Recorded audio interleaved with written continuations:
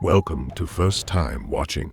We're back with yet another crappy remake of a great 90s horror movie, and this time, it's The Hand That Rocks the Cradle. But what you really want to know is how much this reboot actually resembles the classic 1992 version, why Polly does what she does, and what the daughter is doing at the end of the movie. But before we get into all that, let's start with a quick movie recap.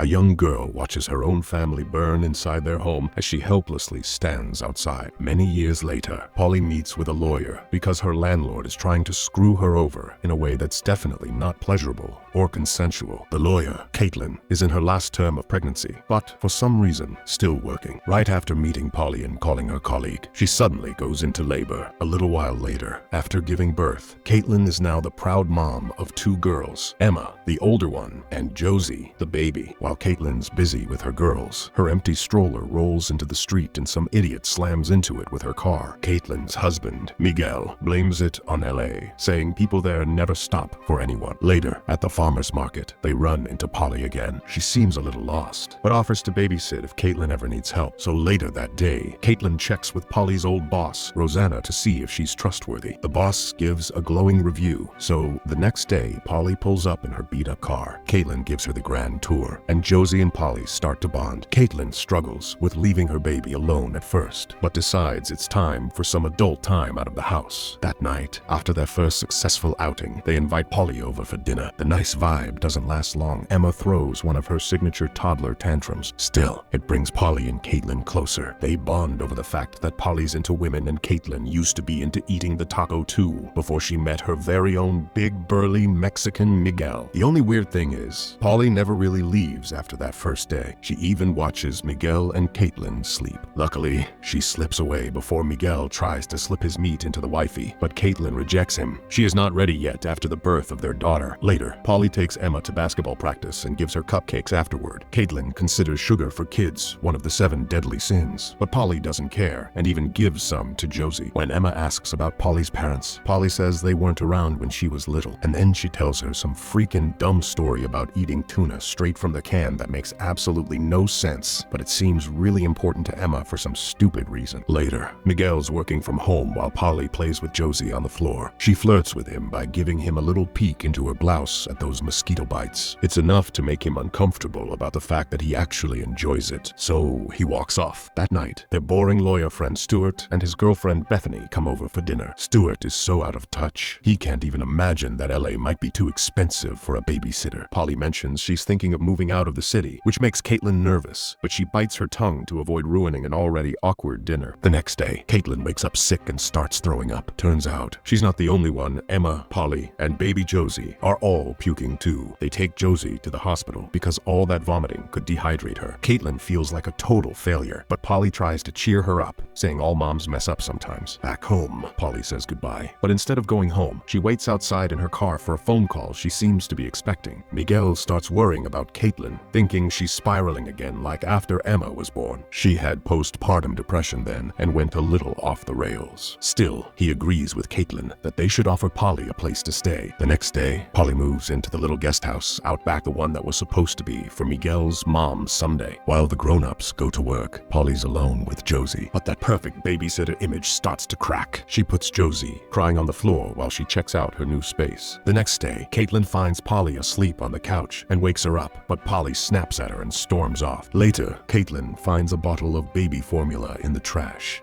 Even though she's made it clear, breast milk only, she confronts Polly, who says she used formula because she was struggling to feed Josie breast milk. Then she claims she doesn't even remember any no formula rule. Caitlin starts doubting her own memory. That night, Caitlin comes home from a run and finds Miguel, Polly, and her friend Amelia hanging out outside laughing. She's the buzzkill walking in on their fun, so she quickly removes herself from that awkward situation. Later, unable to sleep, Caitlin sneaks outside and spies on Polly and Amelia through the window. Polly is tickling Amelia's skittle when she sees Caitlin watching and locks eyes with her. Caitlin panics and runs off. The next morning, Polly is cutting Emma's hair and casually mentions that the breast milk situation is going great. Later, at a party, Polly sits off to the side with Emma. Emma asks what depressed means, and Polly explains. Then Emma asks if her mom is depressed. Polly says no, her mom's angry, especially especially at her because she knows Mommy's secret. She says, when you know someone's secret, it gives you power over them, and that makes people angry. When Emma asks what secret, Polly says, your mom's pretending to be someone else. Later, Caitlin calls her doctor about weird reactions to her medication. It's making her jittery. The doctor just suggests lowering the dosage. During dinner that night, Emma suddenly announces that she thinks she likes girls instead of boys. Her dad tries to stay calm, but Caitlin immediately blames Polly, convinced she put the idea in Emma's head. Emma insists she knows her own mind and says she hates her mom. Caitlin's not upset about Emma liking girls. It's the manipulation she suspects. Miguel thinks Caitlin's jealous of how much time Emma spends with Polly. He says it's normal for moms to feel that way. She just doesn't want her little girl to grow up and leave. And this fight leads to, for the first time in a long while, an opportunity to play disappearing salami with his wife. Meanwhile, Polly's secretly refilling Caitlin's pill bottle with different medication, the same stuff she's been slipping her all along. The next day, Caitlin's in the kitchen when Polly strolls in wearing a dress Caitlin gave her. Suddenly, there's a loud bang. Emma's room explodes. She was playing with fireworks Polly had given her in the park. Miguel tries to calm things down because he's Mexican and loves fireworks, and before the critics fly into the comments, that is his literal line at that moment. But Caitlin's done. She tells Polly to get the hell out. That night, Caitlin wakes Miguel up and asks if he believes Polly's doing this on purpose. Miguel thinks she's just having another breakdown and begs her to see that maybe she's imagining things. Caitlin tries to trust him, but she can't shake it. She finds Polly at a shady motel and apologizes for projecting her own issues onto her. Polly hugs her and forgives her. The next day, Caitlin meets with Stuart, who doesn't think she's crazy. He tells her to dig deeper and find out who Polly really is. While they talk, workers outside install a stop sign near their house. Later, Stuart sneaks into Polly's room and finds a bloody tampon in her trash, the DNA holy grail. He sends it to a lab. Meanwhile, Caitlin calls the previous employer who recommended Polly. The bitch is ghosting her, so she tracks down the number, and it leads her to a support group and decides to go there to find out who this Rosanna is. She watches from her car who gets the call and confronts the woman who finally admits Polly used to be an addict. But Polly never actually babysat her kids. Caitlin warns her, if Polly hurts her children, it's on her. Stuart gets the DNA results back, and they confirm Polly's real identity. He also finds news articles about her family dying in a house fire, so he calls Polly to confront her about it. Caitlin races home to tell Miguel what she's discovered, but Miguel just thinks she is a total nutjob. Stuart waits for Polly. When she arrives, he apologizes for his past behavior, but she sees the file he's been reading. It's all about her. He knows her real name is Rebecca,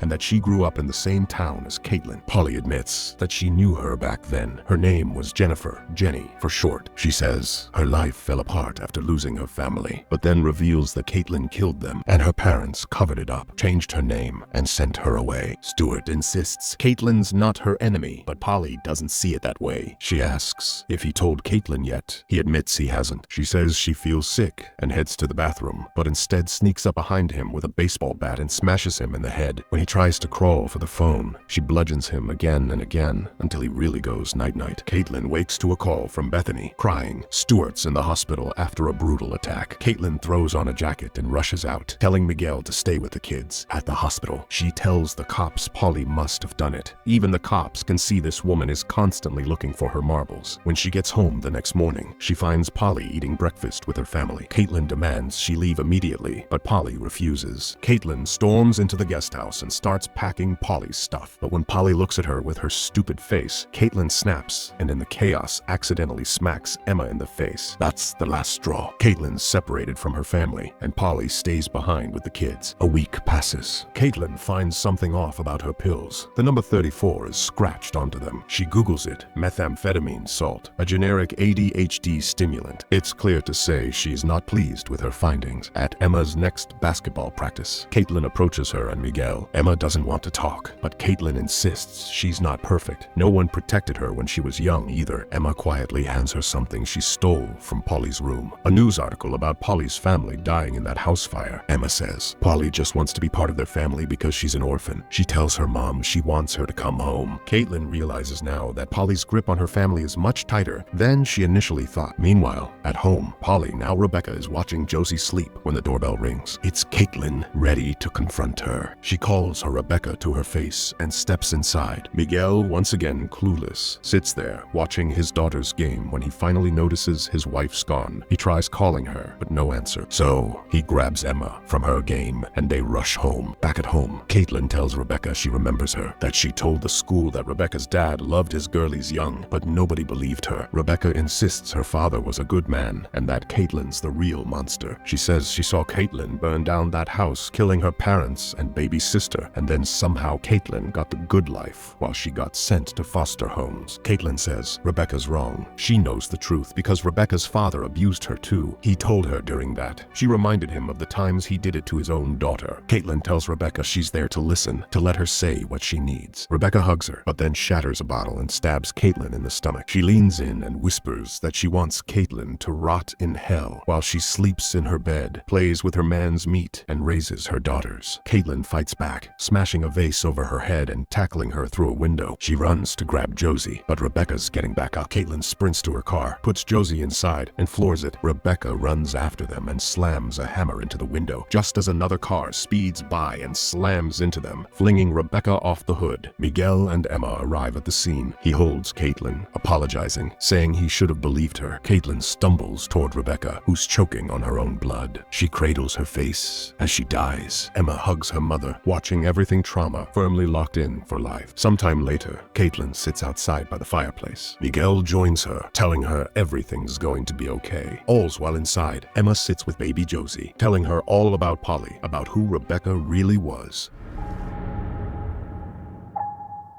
So now, let's put the old and the new side by side. First of all, the new one basically just sums up the events, while the older one actually builds tension. But honestly, the only thing the two movies really have in common is that they're both about a babysitter holding a grudge against the mom. They changed Claire into Caitlin, made Michael Mexican, and renamed him Miguel, cut out the black guy who built a killer fence. Apparently one token ethnicity was enough, and kept Emma as Emma. Finally, baby Joey lost his appendage and became little Josie. Now, in this new version, the one I just recapped, Polly's furious because Caitlin burned her family alive. Caitlin did it because Polly's dad was a pedophile who abused her, but in the original version, the nanny Mrs. Mott had a husband who killed himself after Claire filed a lawsuit against him for abusing his power as a doctor and assaulting his patients. He couldn't handle the shame, and his lovely wife refused to believe the accusations. So she decided to take revenge on the woman she blamed for his death. Now, Polly clearly didn't have a great childhood. She buried her father's abuse deep inside a tiny box and kept it hidden from everyone, especially herself. Caitlin was the only living reminder that it actually happened. But Polly isn't the only crazy one in this story. Yeah, they were both still young kids, and kids can do some seriously messed up stuff without thinking about the consequences. Still, Caitlin torched Polly's home, killing her mom, dad, and infant sister. So in the end, they're both completely insane and honestly should have been institutionalized. And finally, what the heck is Emma doing talking to Josie about Rebecca? At the end of the movie, they decided to go with an ominous, foreboding ending that shows just how deeply Polly managed to weasel her way into the family. Emma idolized Polly and won't stop because there's one thing Polly was that her mom never ever was with her, and that is honest. Now, for my opinion, the new version of The Hand That Rocks the Cradle scores 42% on Rotten Tomatoes. And honestly, I think that might still be a little generous. The idea behind the movie is great, but we already knew that from the original. It's clearly possible to make this story work. We saw that done brilliantly the first time around, but in this new version, more than half of it just feels like a summary of events strung together over time. It's not really a coherent story that makes sense. The relationship between Polly and Miguel doesn't get nearly enough attention. Actually, I'll go one further and say Miguel is completely useless throughout the movie. They stripped out all the elements that made the original so brilliant, all the emotional and psychological tension that made it creepy, and left us with nothing but cheap scares. Utterly disappointing. And that's a wrap. Thanks for watching. Please like and subscribe, and I'll see you next time.